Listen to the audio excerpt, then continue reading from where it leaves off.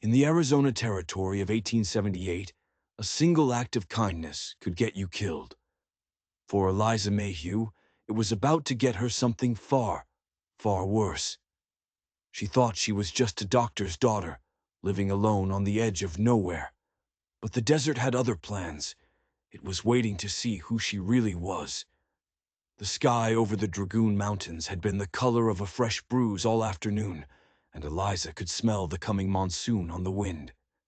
It was a lonely scent, a mix of wet dust and creosote, and it was a perfect match for the life she now led. Her father had been dead for 10 months, taken by the same lung fever he'd spent his life treating in others. He'd brought her to this unforgiving land, thinking the dry air would save her. Instead, it had just made her his sole inheritor. All she had to his name was the small cabin, a deep well, a patch of stubborn vegetables, and a shelf of medical books that felt more like family than anyone back east. At 26, Eliza was an oddity, not a wife, not a saloon girl. She was the doctor's daughter, a woman who could set a bone as easily as she could bake bread. Folks from the nearest settlement, a place called Tres Alamos, would sometimes ride out for her help, leaving a chicken or a sack of flour as payment. But they always kept their distance. A woman alone was suspicious. A woman who read books and didn't want a husband was practically a ghost. The first drops of rain hit the tin roof of her porch like bullets. The wind began to howl, turning the world outside into a blur of gray and brown. This wasn't a shower. This was the desert's violent annual purge. Eliza bolted the shutters and lit a kerosene lamp, its warm glow a small fist against the growing dark. The world outside was a roaring chaos of wind and water. She was trying to lose herself in one of her father's anatomy books when a sound cut through the storm.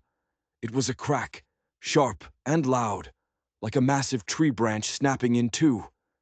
It was followed by a scraping, a sliding, and then a heavy thud that seemed to shake the very ground beneath her cabin. Her heart hammered against her ribs. It could be a rock slide. It could be a mountain lion. Fear, cold and familiar, twisted in her gut. She waited, holding her breath, listening. For a moment, there was nothing but the storm. Maybe it was just her mind, playing tricks in the solitude. Then she heard another sound. It was closer this time. A faint, desperate scratching at the back door, the one that faced the endless, empty wilderness. It was the sound a wounded animal would make. A coyote, maybe. Her father's voice echoed in her memory. All life is precious, Eliza. She grabbed the heavy iron poker from the fireplace and crept toward the door. "Who's there?" she called out, her voice a thin thread against the roar of the storm. The only answer was another scratch, weaker this time, followed by a low groan that was unmistakably human. Eliza froze. A person, out here, in this. It could be a prospector, lost, or it could be an outlaw, using the storm for cover. Helping him could save his life. It could also be the last thing she ever did. She risked a glance through a crack in the shutter. A flash of lightning lit the world for a split second, stark and silver. She saw him. He was a heap of wet buckskin and long black hair, collapsed against her door. An Apache. The poker in her hand suddenly felt like it weighed 1,000 pounds. Every warning, every horror story she had ever heard, crashed down on her at once. The Chiricahua Apache. Phantoms. Savages. The newspapers in Tombstone blamed them for everything from missing cattle to murder. Captain Marcus Thorne of the 6th Cavalry had made it his personal mission to wipe them from the earth, calling them a pestilence. And one of them was bleeding out on her doorstep.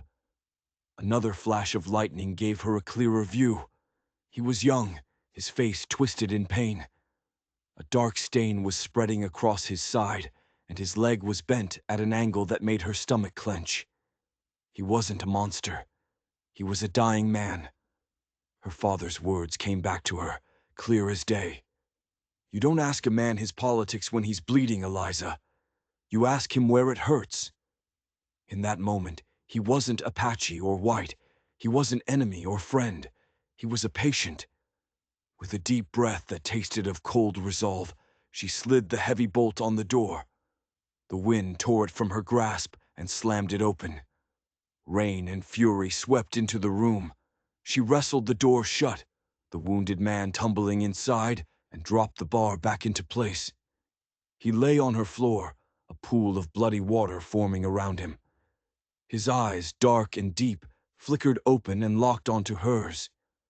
They held no plea, only the defiant, feral intensity of a cornered animal. He was trying to push himself up, his hand reaching for the knife at his belt. "Be still," Eliza said, her voice soft but firm. "You're safe here. Let me help you." He didn't understand her words, but he understood the command in her tone. His hand fell away from the knife, but his eyes never left her face, tracking her every move with a burning suspicion. She brought the lamp closer. The wound in his side was a deep, ragged gash. A rifle ball, most likely. It was filthy. But his leg was worse. A compound fracture. The bone had snapped clean through, piercing the skin. If she didn't act, he'd lose the leg to infection if he didn't die first. The sheer weight of it all hit her. She was one woman, alone, with a dying warrior from a hated tribe on her floor, while the world outside tried to tear itself apart. Captain Thorne would see her hang for this. The good folks of Tres Alamos might do worse. But then she looked at his face again. Beneath the pain, she saw the simple vulnerability of a human being about to die. Her choice had already been made. She was her father's daughter. "All right then," she whispered, as much to herself as to him. "Let's get to work." The first 48 hours were a waking nightmare. The warrior, whose name she didn't know, drifted in and out of a burning fever. Eliza worked with a frantic energy, her father's lessons guiding her hands. She cleaned the gash in his side with carbolic soap and boiled water, her stomach churning. He flinched and groaned, but never cried out. She stitched the wound shut, her hands surprisingly steady. That was the easy part. The leg was the real trial. The bone had to be set. It was an agonizing procedure her father always needed 2 strong men for. She was alone. As he lay in a feverish stupor, she gathered her courage, cleaned the wound, and took hold of his lower leg. Bracing herself, she pulled. A strangled, guttural cry ripped from his throat. His body arched off the cot she'd dragged him onto. His eyes flew open, blazing with pure agony and rage. His hand shot out and grabbed her wrist in a grip of iron. For a terrifying second, she thought he would crush the bones. "I have to," she choked out, meeting his furious gaze. "Or you will lose it. I have to." He stared at her, the haze of pain swirling in his eyes. He was trying to understand. Slowly, the rage in his gaze gave way to a grudging, pained acceptance. The iron grip on her wrist loosened. With a barely perceptible movement, he nodded. Permission. Her heart pounding, she finished the work, manipulating the bones back into place with a sickening crunch. She quickly splinted it with floorboards and linen strips. When it was over, she was drenched in sweat, trembling. He had passed out again. For days, she was his warden against death, forcing willow bark tea between his lips, spooning broth into his mouth. A silent language grew between them. A slight nod from him was thanks. A narrowing of his eyes was a question. She learned the shift in his breathing that meant the pain was worse. He learned the sound of her footsteps. One morning, his fever finally broke. His eyes were clear. He pointed a finger at his own chest and spoke a single raspy word. "Nantan," she repeated it softly. "Nantan." A flicker of surprise crossed his face. He then gestured to her. "Eliza," she said. The wall between them had cracked. He was Nantan. She was Eliza. As the days turned into weeks, his strength returned. He would watch her for hours as she worked in her garden or mended her clothes, a quiet curiosity in his gaze. One afternoon, he watched her struggle with a broken leather strap on a satchel. He held out his hand. Hesitantly, she gave it to him. His strong, scarred fingers worked the leather with practiced ease, fashioning a knot she'd never seen, elegant and unbreakable. He handed it back without a word. It was a small thing, but everything had shifted. He was no longer just her patient. He began to teach her things, without words. The way a hawk circled meant rabbits were near.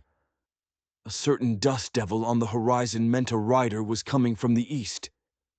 In return, she showed him the drawings in her father's anatomy books, pointing to the tibia, then to his own splinted leg. He stared at the drawing for a long time, a look of profound understanding on his face. Their strange, silent world was shattered by the sound of hoofbeats. Not the subtle sign Nantan had taught her. This was the confident, rhythmic beat of shod horses. More than one. Her blood ran cold. Settlers, or worse, the law. She rushed inside. Nantan was already on his feet, his body tense. "You have to hide," she whispered, her voice urgent. Her eyes darted around the room and landed on the tall wardrobe in her bedroom. "Behind there. Quickly." He understood. Moving with a silent, limping grace, he slipped behind the heavy furniture just as a voice boomed outside. "Miss Mayhew, you in there? It's Sheriff Brody." Eliza smoothed her apron, wiped the sweat from her palms, and opened the door. Sheriff Brody sat on his horse, his face red under the brim of his hat. With him were two deputies, their eyes hard and suspicious. "Sheriff," Eliza said, forcing a calm she didn't feel. "What brings you out here?" "Duty, I'm afraid, Miss Mayhew," Brody said, his eyes scanning past her into the cabin's dim interior. "There was trouble over near the San Pedro River a couple weeks back. Prospecting camp got hit by Apaches. 2 men killed." Eliza's heart felt like it was trying to beat its way out of her chest. The timeline matched. Perfectly. "The thing is," Brody continued, his eyes narrowing, "one of the survivors said they wounded one of the attackers. Wounded him bad. We're checking every homestead. You ain't seen anything unusual out here, have you? Any strangers?" The lie felt like ash in her mouth. "No one, Sheriff. It's been quiet." One of the deputies, a young man with weasel-like eyes named Calloway, spat a stream of tobacco juice near her porch. "You sure about that, ma'am? Be a mighty dangerous thing to offer comfort to a redskin. Captain Thorne calls that treason." "I am well aware of the dangers, deputy," Eliza replied coolly. Brody held up a hand, but his gaze lingered on her. "Just doing our due diligence, Miss Mayhew. You see anything, you send word. That Apache is armed and extremely dangerous." "I will, Sheriff," she lied again. They turned their horses and rode away, their backs rigid with suspicion. Eliza stumbled inside and bolted the door, her legs threatening to buckle. The silence was deafening. After a long moment, Nantan emerged from behind the wardrobe. He looked from her pale, shaken face to the door. He didn't know the words, but he understood the danger that had just passed. He had seen her stand between him and his hunters. He had seen her lie for him. He limped over to her and reached out, not to her wrist this time, but to her shoulder. His touch was light, questioning. It was the touch of an equal. A bond sealed not just in blood and healing, but in a lie that could cost them both their lives. The sheriff's visit changed everything. The wilderness was no longer a comfort. It was a hunting ground, and they were the prey. Every snap of a twig, every dust cloud on the horizon, sent a fresh jolt of fear through Eliza. Nantan, meanwhile, healed with an almost supernatural speed. He soon discarded his crutch and began to pace the small cabin like a caged wolf, his eyes constantly fixed on the distant Chiricahua Mountains. A deep, painful longing was etched on his face. Eliza knew he had to leave. She also knew his departure would be as dangerous as his arrival. About a month after the storm, the day came. He met her gaze across the breakfast table, and she saw the resolve in his eyes. It was time. There was no discussion. It was a fact, as solid as the mountains themselves. The departure was a quiet, somber ritual. He stood before her at the open cabin door, dressed in his now mended buckskins, a small pouch of dried meat and a full water skin in his hand. He held out his other hand. In his palm lay a small object, carved from dark, smooth wood. It was a hawk in flight, the details so exquisite she could see every feather. He had carved it in secret, with the tip of his knife. "For you," he said, one of the few English words he knew. His voice was a low, guttural rasp. Eliza took the carving, its smoothness a strange comfort. "Thank you," she whispered, her throat tight with an emotion she couldn't name. It was loss, a profound and aching loss. He held her gaze for a long moment. Then he reached out, and with a single finger, gently touched the new scar on his side, the scar her needle had made. Then he touched her hand, the one holding the carving. The gesture spoke volumes. "You saved me. I will not forget this. The debt is a part of me now." Then he turned and limped out of the cabin, never looking back. She watched until he was just a shimmering speck in the vast desert heat, and then he was gone. The silence he left behind was a roaring emptiness.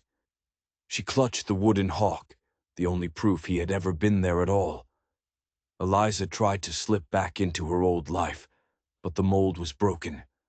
The solitude she once cherished now felt like a crushing weight. The silence was no longer peaceful. It was a void. She kept listening for his quiet footsteps, for the soft rasp of his knife on wood. And then she admitted the truth to herself, a quiet shock that rocked her to her core. She missed him. Her reckoning came sooner than she expected, and not from the sheriff. She was fetching water from the well when she saw the dust cloud. Not the lazy plume of a few riders, but the disciplined, purposeful cloud of a military patrol. Blue uniforms materialized from the heat haze. The U.S. cavalry. Leading them on a magnificent black horse was an officer whose posture was as rigid and unbending as iron. She knew instantly who it was. Captain Marcus Thorne. She stood her ground by the well, her heart a cold stone in her chest. There was nowhere to run. Thorne rode right up to her, his troop of 10 men fanning out, surrounding her homestead. He dismounted, his spurs jingling like a death knell. He was a handsome man, in a severe way, with cold blue eyes that missed nothing. "Miss Eliza Mayhew," he stated. It wasn't a question. "Captain Thorne, I presume?" she replied, her voice more steady than she felt. A corner of his mouth twitched. "I am hunting a fugitive, a Chiricahua murderer named Nantan. My scout found a trail. It ends here, at your well." Eliza glanced at the ground, where the faint scuff marks of Nantan's limping departure were still visible to a trained eye. She had been careless. "Many trails end at a water source, Captain," she said, her voice trembling slightly. "Prospectors and hunters do not leave this behind," Thorne said, holding up a small object. It was a single dark blue bead, the kind used to decorate Apache buckskin. It must have fallen from Nantan's tunic. Her blood ran cold. "I have no idea what that is," she lied. Thorne's eyes narrowed into icy slits. "Miss Mayhew, harboring a hostile is treason. We have been tracking this man since the San Pedro massacre. He was wounded. He could not have survived without assistance. The trail of a bleeding man led directly to your cabin a month ago. A new trail, that of a man with a pronounced limp, leads away from it. Do not take me for a fool." His men were already dismounting, moving with predatory efficiency to search her property. "You have no right," Eliza protested. "I have every right," Thorne snapped. "Under the Articles of War, I can search any property suspected of aiding the enemy.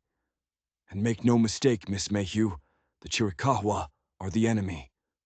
Just then, one of his soldiers emerged from her cabin. He was holding a strip of linen, stained with a dark, faded blotch of blood. It was one of the dressings from Nantan's wound, one she had foolishly thrown in the trash instead of burning. "Found this in the bin, Captain," the soldier said. "Looks like a bandage." Thorne's cold gaze locked onto Eliza's. The contempt in his eyes was absolute.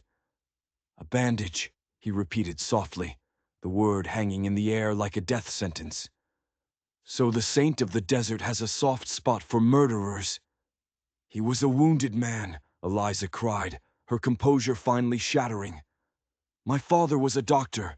I was raised to help the injured, not ask their tribe." "Your father is dead," Thorne said, his voice brutal. "And his sentimental notions have no place in this reality. The man you helped is a butcher. You didn't just mend a wound, madam. You reloaded a weapon and aimed it back at your own people." He turned to his sergeant. "Place Miss Mayhew under arrest. Search the cabin for anything else of value. Burn the rest." "Burn it?" Eliza gasped, horrified. "You can't. This is my home." "It was your home," Thorne corrected, his face a mask of cold duty. "Now it's the scene of a crime, a nest of treason. Let it serve as a lesson to any other sympathizers in this territory." Two soldiers grabbed her arms. She struggled, but it was useless. She watched in helpless horror as another soldier brought her kerosene lamp out, smashed it on the wooden porch, and struck a match. The flames erupted with a hungry roar. As they dragged her away, she turned for one last look at her home, the place her father had built, the place she had saved a man's life. It was being devoured by fire. Tears of rage and despair streamed down her face. In saving Nantan's life, she had utterly destroyed her own. The ride to Tres Alamos was a nightmare of public humiliation. Flanked by cavalrymen, Eliza was no longer the doctor's daughter. She was a pariah, the Apache lover. By the time they reached the dusty main street, the entire town was out to stare, their faces twisted with contempt. Women clutched their children as she passed, as if she were a disease. Sheriff Brody met them at the jailhouse, his eyes refusing to meet hers. "She's all yours, Sheriff," Thorne said, dismounting. "The charges will be treason. I want her held securely." "Treason," Brody swallowed hard. "That's a hanging offense." "As it should be," Thorne stated, giving Eliza one last withering glare. She was shoved into a small, stifling cell. A narrow cot, a filthy blanket, a bucket. The moment the heavy door clanged shut, the reality crashed down on her. Her home was gone. Her name was destroyed. Her future was a noose, all for a single act of compassion. The days that followed were a torment. The heat was suffocating, but the psychological assault was worse. The deputy, Calloway, took special pleasure in taunting her. "Heard your Apache buck left you high and dry, Miss Mayhew," he'd sneer through the bars. "Bet you wish you'd let him die now, don't you?" She retreated into a silent, stony shell. Hope was a luxury she could no longer afford. She began to count the days, not to freedom, but to the end. About a week into her confinement, a strange tension fell over Tres Alamos. The nights grew silent, watchful. Through her small window, Eliza saw men walking the streets with rifles, their faces pale in the moonlight. Then Calloway came to her cell, his usual sneer gone, replaced by a nervous tremor. "Looks like your friends have come calling," he hissed. "Apaches, a whole war party of them, sitting on the ridge just outside town, just watching." A wild, impossible hope flared in Eliza's chest. Nantan. The standoff lasted for 2 days. The town was a prison, paralyzed with fear. Captain Thorne and his cavalry set up a defensive perimeter. No one in, no one out. On the third night, the standoff broke. It didn't start with a war cry. It started with fire. A single flaming arrow soared through the night sky and buried itself in the roof of the livery stable. Then another, and another. Panic erupted. The dry town went up like a tinderbox. But it wasn't a full-scale attack. It was a diversion. In the chaos, Eliza heard a sound at the back of the jail, the soft scrape of stone on stone. The adobe bricks of her cell wall began to crumble inward. A figure covered in dust slipped through the new hole. It was Nantan. He was no longer her patient. He moved with lethal grace, his face painted for war, his eyes burning with a cold fire. 2 other warriors followed him, knives glinting in the dim light. Before she could speak, he put a finger to his lips. He handed her a simple buckskin dress and moccasins. "Change," he whispered, his English broken but clear. She did, her hands fumbling in the near darkness. As she pulled the soft dress over her head, she felt as though she were crossing a threshold from which there was no return. Nantan led her out into the smoky night. They moved like ghosts through the back alleys, avoiding the chaos. Thorne's soldiers were completely occupied, fighting fires and phantom attackers in the shadows. It was a brilliant strategy. At the edge of town, horses were waiting. Nantan lifted her onto a pinto pony as if she weighed nothing, then swung up behind her, his arm a steel band around her waist. With a silent command, the war party melted back into the desert, leaving the burning, terrified town behind them. They rode hard through the night. As dawn broke, they slowed, entering a hidden canyon where a large group of Chiricahua were camped. An old man with a face like carved granite and eyes that held the wisdom of a century stepped forward. He wore the eagle feather of a chief. Nantan dismounted and spoke to the chief in the flowing, guttural sounds of the Apache tongue.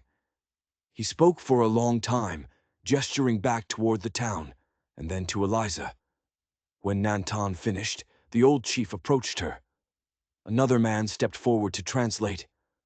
"I am Goyathle, chief of this band," the translator said. "This is my son, Nantan." Eliza stared in shock. She hadn't just saved a warrior. She had saved the son of a chief. "My son has told us what you did," the chief continued through the translator. "You found him at the edge of the spirit world. You took him in when your people would have left him for the coyotes. You mended his body and lied for him. For this, your own people burned your home and put you in a cage to be killed." Eliza nodded, her throat too tight to speak. "Our laws are not the laws of the white man." The chief's voice was heavy, profound. "A debt of life is the greatest debt of all. You saved the life of my son, a future chief. You gave him back to us.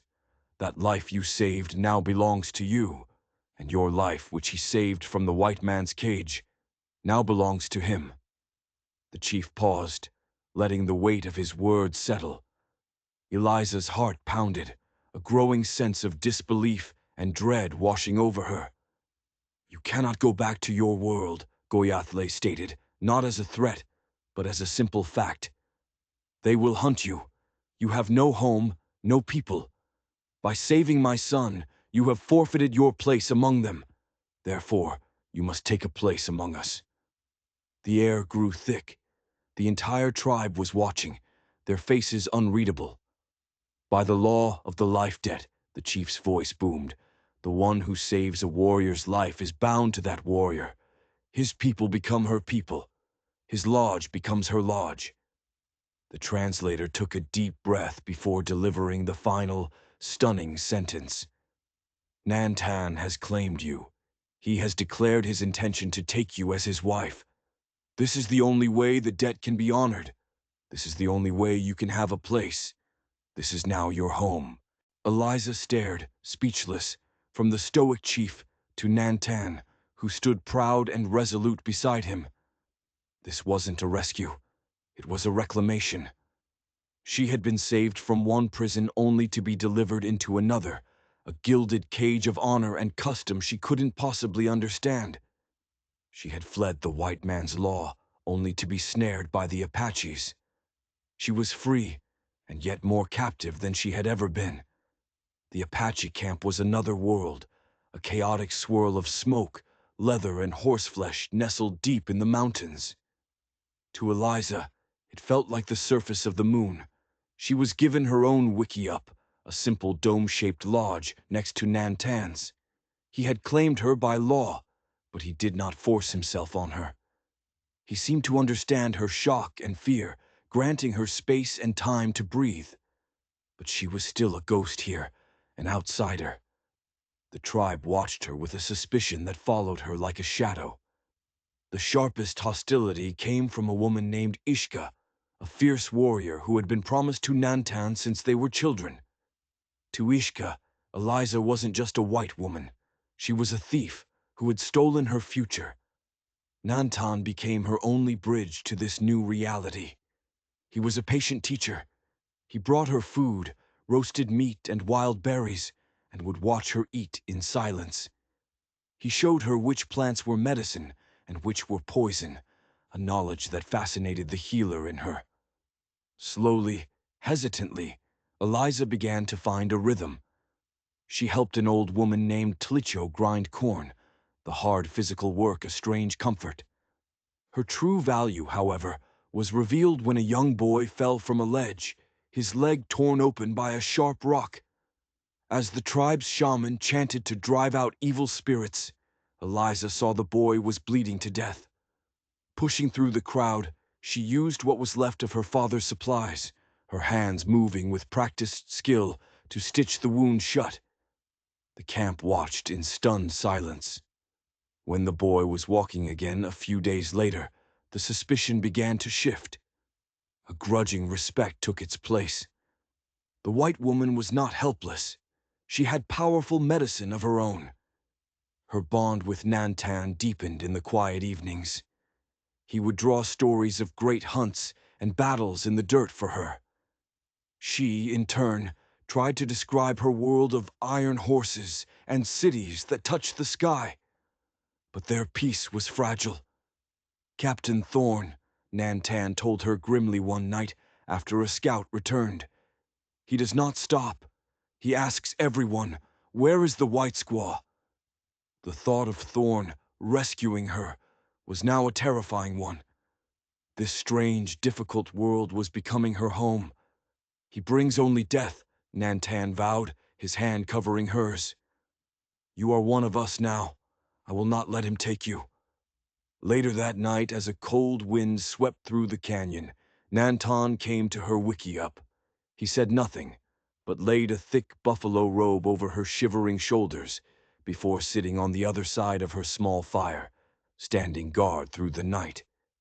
In that simple, protective gesture, the last of her resistance melted away. She had been claimed by law, but in the warmth of the firelight, she finally chose this life, and him, with all her heart. The first snows on the high peaks did not bring peace. Scouts reported that Captain Thorne's patrols were pushing deeper into the mountains, guided by a prospector who knew the hidden trails. Thorne was no longer searching.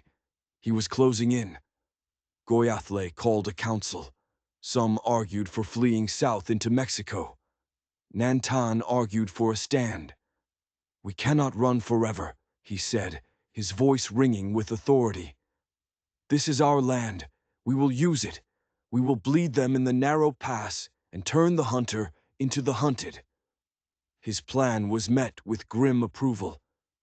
As the men prepared their weapons, Eliza found her own purpose. She gathered her medical supplies, the herbs Tlicho had taught her to use, and her father's tools. She prepared bandages and poultices. She would not fight with a rifle, but she would fight as a healer. She would fight for her new people. The attack came at dawn. Thorne's column of 30 soldiers rode straight into the canyon trap.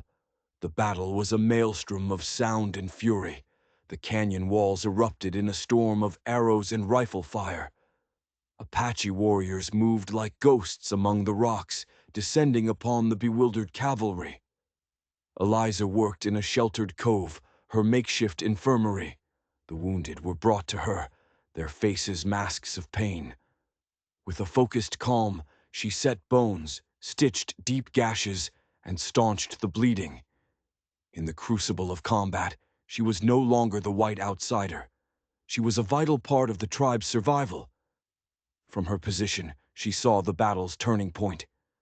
Captain Thorne, his face a mask of rage, spotted Nantan on a ledge across the canyon. He raised his pistol. At the same instant, another soldier above and behind Nantan drew a bead on his back. He was caught between them, completely oblivious. Without thinking, a primal scream tore from Eliza's throat. "Nantan!" Her cry cut through the chaos. Nantan spun, his eyes locking with hers for a fraction of a second, before he dove for cover. 2 bullets slammed into the rock where he had been standing. Thorne roared in frustration and charged forward recklessly, exposing himself. It was a fatal mistake. An arrow, fired by the old Chief Goyathle himself, flew true and struck Thorne in the shoulder, knocking him from his horse. The cavalry's spirit broke. Wounded and outmaneuvered, Thorne signaled a full retreat. The victory was won. As the sun set, Nantan approached Eliza.